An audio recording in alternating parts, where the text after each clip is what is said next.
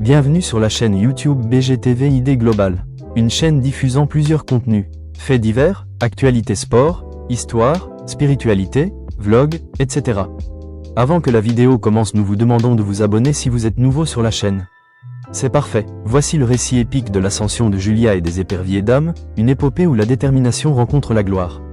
Julia, le cœur de l'épervier, le sommet du monde y relevait la tête. Les larmes de la finale perdue à Lomé étaient encore fraîches, mais dans le regard de l'entraîneur national, une flamme nouvelle brûlait. Lors d'une conférence de presse mémorable, Julia à ses côtés, il fixa les caméras du monde entier. La Coupe d'Afrique était une leçon. La Coupe du Monde sera notre destination. Nous n'y allons pas pour participer, nous y allons pour régner.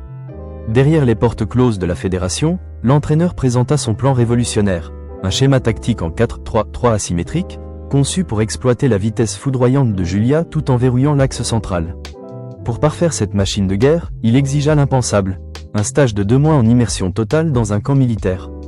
2. La forge des guerrières, le désert de sable et la poussière devinrent le quotidien des joueuses.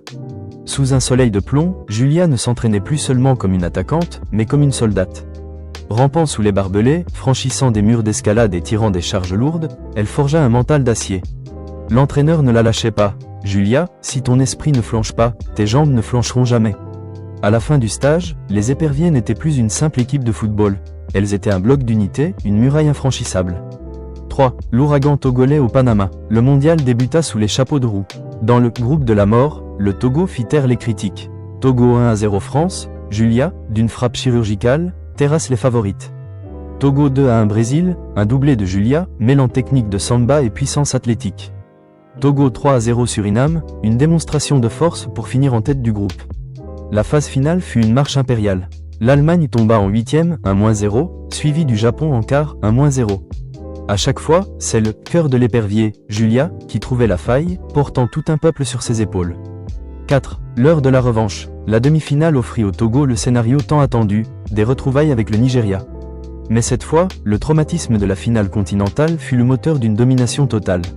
Les Togolaises, transformées par leur stage militaire, étouffèrent les Nigérianes. Score final, 3-0. La route de la finale était ouverte. L'apothéose, 120 minutes pour l'éternité. La finale contre les États-Unis fut un choc de titans. Les assauts américains se brisèrent sur la défense togolaise, devenue une forteresse de fer. Le match s'étira, épuisant les corps, mais pas les esprits. 120e minute, la dernière seconde du temps additionnel des prolongations.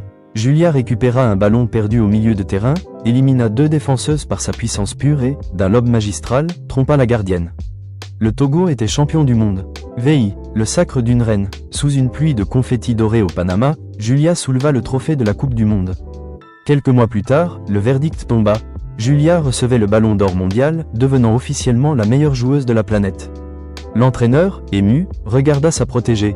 Le pari était gagné, l'impossible était devenu réalité. L'atmosphère dans la salle de conférence de l'Estadio Rommel Fernandez au Panama est électrique. Des centaines de journalistes du monde entier se bousculent pour capturer l'instant. L'entraîneur s'assoit, le visage marqué par la fatigue de 120 minutes de tension, mais ses yeux brillent d'une fierté incommensurable. À sa droite, Julia, le brassard de capitaine encore au bras et la médaille d'or brillant sur son maillot trempé de sueur. Voici le récit de ce moment historique. La conférence du sacre, le vol de l'éternité. L'entrée des héros. Un silence respectueux s'installe lorsque l'entraîneur pose sa casquette sur la table. Il ne commence pas par un discours technique, mais par un long soupir de soulagement avant de sourire aux caméras. Il y a quelques mois, on nous traitait de rêveurs après notre défaite à Lomé, commence-t-il d'une voix grave. Aujourd'hui, le monde ne regarde plus le Togo comme un petit pays de football, mais comme le sommet de la discipline. L'hommage au cœur de l'épervier. Interrogé sur la performance de Julia, l'entraîneur pose une main paternelle sur l'épaule de son attaquante. Le talent gagne des matchs, mais le caractère gagne des championnats. Julia n'est pas seulement la meilleure joueuse du monde ce soir, elle est le symbole de la résilience togolaise. Quand elle a marqué à la 120e minute, ce n'était pas seulement ses jambes qui couraient, c'était le cœur de tout un peuple. Elle a accepté de souffrir dans la poussière du camp militaire, de repousser ses limites physiques jusqu'à l'épuisement. Ce ballon d'or qui l'attend n'est que la confirmation de ce que je savais déjà, elle est unique. Le secret de la victoire, la discipline de fer.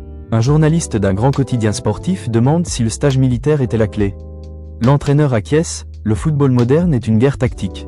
En finale, contre les États-Unis, la stratégie ne suffisait plus. Il fallait que chaque joueuse soit prête à mourir pour sa coéquipière sur le terrain. Nous avons construit une défense de fer et un mental d'acier. Ce soir, nous n'avons pas seulement joué au foot, nous avons exécuté une mission. Le plan que j'avais présenté à la fédération a été respecté à la lettre. Tactiquement, nous étions au point. Mentalement, nous étions invincibles. Un message pour l'Afrique et le monde. En conclusion, l'entraîneur se lève, invitant Julia à se lever avec lui sous les applaudissements nourris de l'assemblée.